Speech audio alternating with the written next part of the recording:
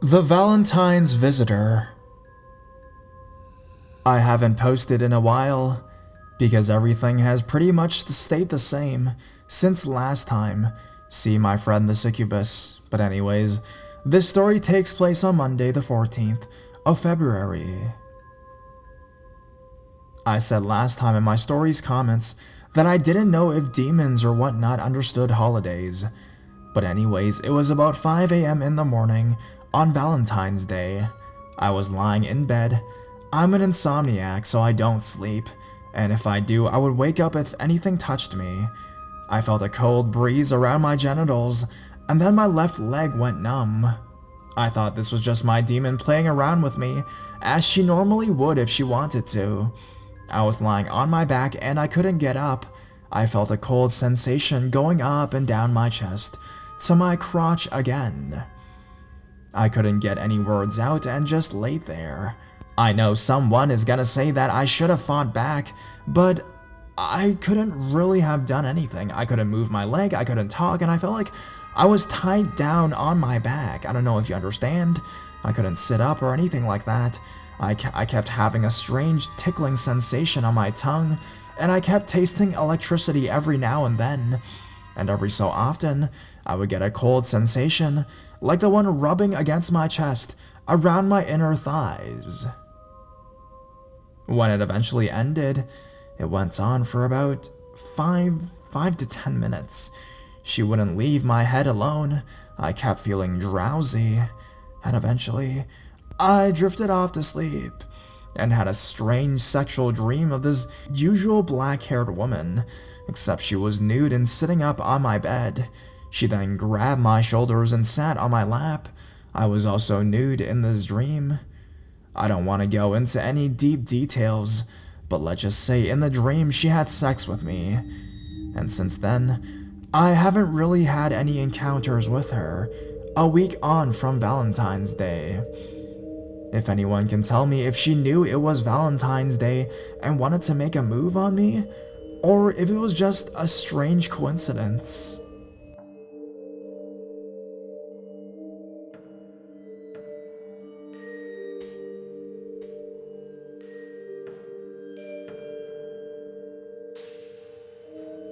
The Man on the Bench. Hi, this is my first post. I hope you do enjoy it. This happened to me a few years ago in my hometown, Driffield, and I remember it was on Valentine's Day. Me and my friend Kirsty were walking to her house one night. I forgot what we were actually doing, but on the way to her house, we had to pass this memorial garden. It has a few flowers and a bench that faces a monument from the war. It's quite a nice place with a small river. There is a path that runs behind the bench, and this was the path we had chosen that day. It wasn't quite too dark, and I remember it was around 6 p.m. in the evening, because there is a church not far from the garden, and the bell struck just before we walked by. We were both quite happily talking away until we came close to the bench. Then, we both went silent and turned to face the bench. It was very strange because we both did this at the exact same time in mid-sentence and stared for what seemed like ages and longer. There was a man sitting on the bench with his back to us. He seemed to be wearing a rather large coat with a biggish collar. It was a greenish color, and he had a large bag next to him. I originally thought the bag was a small child huddled on the bench until I realized how large it really was. After what seemed like ages, but was most likely just a few seconds, we both realized we were staring, but we didn't seem to understand why or the reason. Then, at the exact same time, we both realized the guy had no visible head. I know it sounds lame, but honestly, it is true. Kirsty started to scream. She ran across the road and waited for me on the other side. I didn't quite know how to react and just continued to stare in shock. The guy didn't seem fazed by Kirsty screaming like that, and this creeped me out a little. I thought maybe he was just leaning forward and his head just wasn't visible, so I slowly walked around the side of the bench to see a front view. The whole entire time, he didn't move an inch. As I got closer, I saw that he wasn't hunched forward at all. He really didn't have a head, just a gaping collar with blackness, yet he had hands and feet and everything else. He just sat there with his hands on his knees. At this point, fear got the better of me, and I ran after Kirsty. As I caught up with her, I paused and looked back. The guy was moving his arms. We then ran all the way to her house. When we finally got home, it was the first time we spoke since we went silent, and she said to me, "You did see that, didn't you?" We then talked about the whole experience, and we both witnessed the exact same thing. The headless man in green sat with a bag on a bench. She also said that she thought the bag was a child too. I thought that was kind of odd. We thought maybe it was a guy from the war waiting for his lover, or grieving for a friend lost in the war, but I doubt we'll ever really know. I know it seems unlikely, but this really did happen, and if it wasn't for the fact that Kirsty saw it as well, I'd wonder if I really did see it. I've seen other things, but this is by far the scariest. Thanks for reading.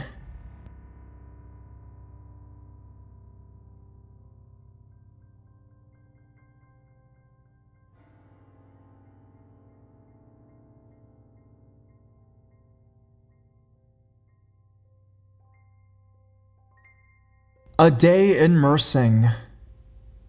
A thrilling story for those who believe in the existence of the other beings. My whole family were very excited about the trip to Klong Johor. The journey took us longer than expected, as we had children with us, and we needed to stop along the way as the kids needed to use the bathroom often, and we had to break along the way for snacks, lunch, etc. It was almost late at night when we reached Myr Singh. All of us were very, very tired, and we all needed some well-needed rest. Well, we took things for granted for not booking the hotel rooms earlier, because it was almost the end of the school holidays. Therefore, we thought we would be able to get rooms to stay. How unfortunate for us. We were driving around and around almost for an hour to all the hotels in and out of town, but none were available. Then, we finally reached the chalet. The men managed to get 2 rooms, one room for the men, and the other room for the women and children. The men gave the ladies the choice to choose the rooms. We were a group of 4 ladies, 3 children, and 3 men. My sister-in-law and I entered the first room. Standing outside the room itself gave both of us an uneasy feeling. We both inspected the room and felt a very eerie feeling out of nowhere. Then, we walked out of the room and gazed at the number engraved on the door. We saw the number. Number 13. We looked at each other, but did not say anything. As we were walking out of the room, I saw an old lady who might be in her 60s or early 70s, standing nearby the room and shaking her head from left to right, as though she had something to say but trying to indicate it was with her own gestures like that. Then we took a look at the next room, and although the room was really run down, it looked okay, I guess. And we decided to take that room, as the kids were all falling asleep one by one. I told my husband that we'll take the second room, and the men said they'll be playing poker to kill time, and we'll get a better place to stay the next day to catch up with their sleep. I whispered into my husband's ear not to sleep in the room number 13. He asked me why. but I evaded the question and strictly told him not to do so, and I'll tell him the reason the very next day. The time itself was almost 2 a.m. in the morning. We, the ladies, washed up and changed, and finally we went to bed. At around 3 o'clock in the morning, I suddenly woke up from half sleep as I heard a knock on the door. Then I listened again, and then about 2 or 3 minutes later, I heard the knock on the door once again. This time, it was knock, knock, knock, 3 knocks continuously, and even louder than before. It was really scary. I didn't know what it was. My mother-in-law woke up, and she told me that she had also heard the knocks as well. So I decided I needed to do something. I was the one to take charge there. There was no men here. It was only me. So I got up, and I took a peep from the closed window by moving the curtain a little, and saw nothing. No one. It was at that moment I kind of relaxed. I thought the men were trying to play a prank on us. So I decided to walk back to my bed, settle down to sleep again. My mother-in-law was too tired to pay attention to what was even happening around her. Knock, knock, knock. Another 3 knocks, loud and clear, were heard. This time, the knocks were even more louder than the ones before. My mother-in-law, surprisingly actually, did not wake up this time. And then, I smelled a light incense smell in the room. I was so frightened. I peeped outside again, and the guys were not to be seen anywhere. I looked left and right. Maybe they went to have a meal nearby. I held my pillow closer to me, scared, but trying not to wake up anyone. Then a little later, I still was not asleep yet, and I saw a black figure flying around the room with its hands folded. You see, I'll have to be honest here. I am gifted with a third eye, just like my mom and my grandmother. The third eye is the Asian's way of saying the ability to see paranormal things. I can see the other being living in the other world, and I've actually encountered very similar events before. This particular figure, though, held something in its hands, and I realized it was a small baby kind of figure. Then it turned and looked at me. Its eyes were all white, without the black pupil inside.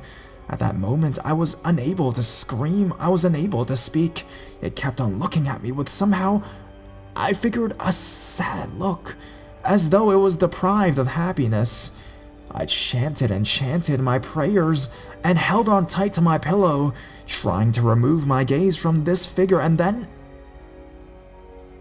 it disappeared. Still, the entire night I was unable to sleep after that, and did not dare to leave my space on the bed until I saw some daylight outside.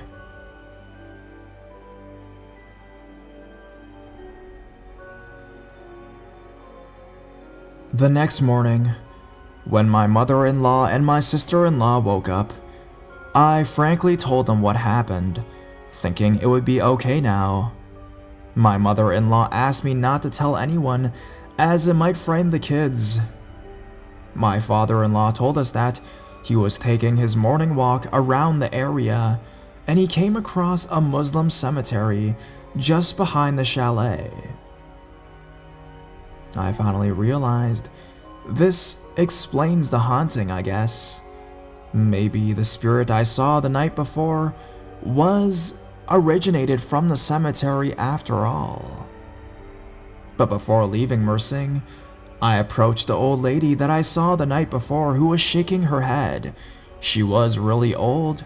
I walked over, I stopped her as she was walking down the pathway to the hotel lobby, and I asked her, "Excuse me, sorry to disturb you.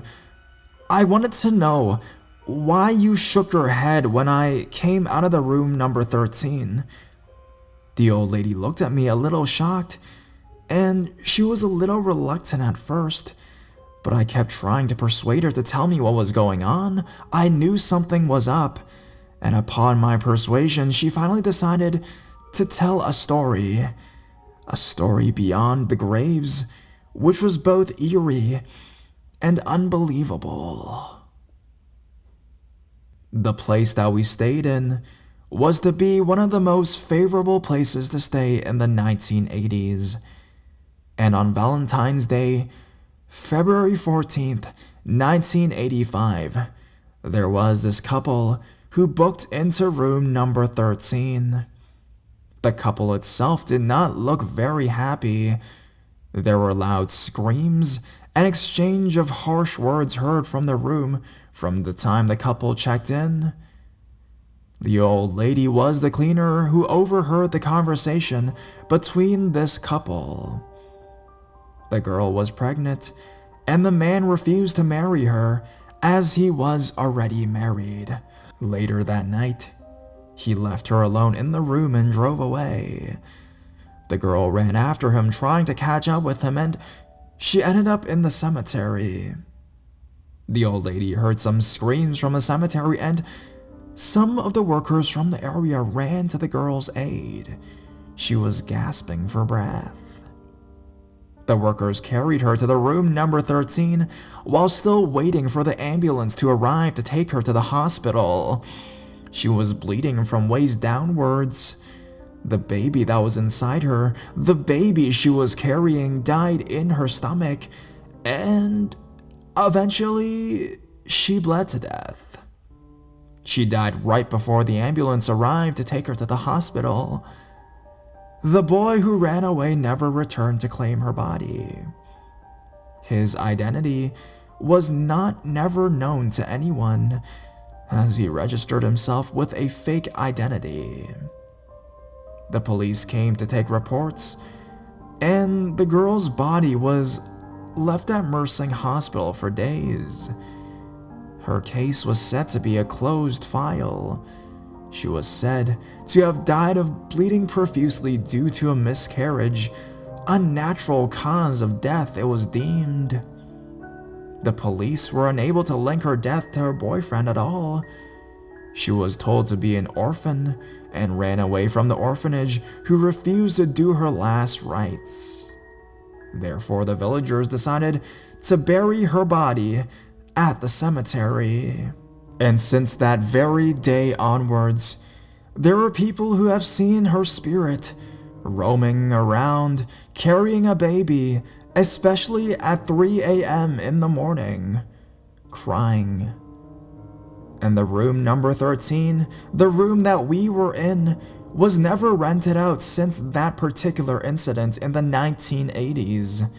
The workers purified the place with holy water and brought the Ustaz, a holy man, from the mosque to bless the whole place. But still, there were many occurrences of disturbances in the chalet. The old lady added on that sometimes when a pregnant woman is around that cemetery, she is vulnerable to the evil spirit, and the girl must have been stricken by the evil spirit. Her own version of the same story, I guess.